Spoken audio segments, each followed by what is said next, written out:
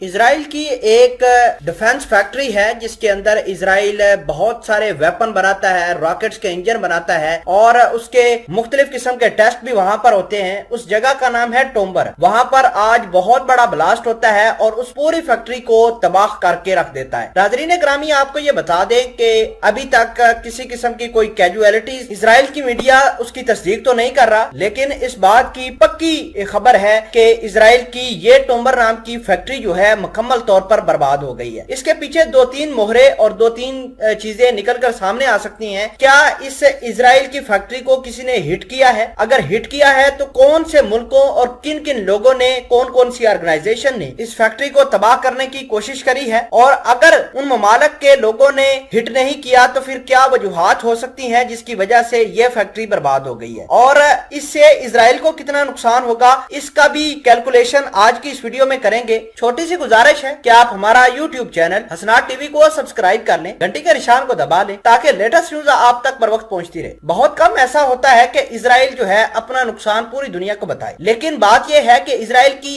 एक फैक्ट्री थी जिसका नाम टोम्बर है। ये बेसिकली इसराइल के सेंटर में वाक़या थी। अचानक इसके अंदर बहुत बड़ा धमाका होता है और धमाका कई मीलों तक उसकी आवाज सुनाई देगी और उसके अंदर से जो धुएं के बादल निकल रहे थे उसको भी पूरी दुनिया ने देखा। अगर बात करें इस टोम्बर फैक्ट्री की तो इसकी इंपॉर्टेंस इसराइल के अंदर बहुत ज्यादा है। इसके बनाए हुए रॉकेट्स, इसके बनाए हुए मिसाइल जो हैं वो इसराइल की डिफेंस फोर्सेस बड़े ही पैमाने पर इस्तेमाल करती हैं। अब जाहिर सी बात है कि इसराइल को थ्रेट जो है वो हमास से है, हिजबुल्लाह से है और ईरान से है और इन ममालिक की ये हमेशा से इंटेंशन रही है, इन लोगों की हमेशा से ये फोकस और एम रहा है कि इसराइल के एक एक चीज को बर्बाद कर दिया जाए। ठीक इसी तरह का एम, इसी तरह का मकसद इसराइल का भी है और इसराइल वाले भी ना हमास को छोड़ते हैं, ना हिजबुल्लाह के ठिकानों को छोड़ते हैं और ईरान के साथ इसराइल क्या कर रहा है यह भी पूरी दुनिया के सामने है। अगर बात करें टोम्बर फैक्ट्री की तो टोम्बर फैक्ट्री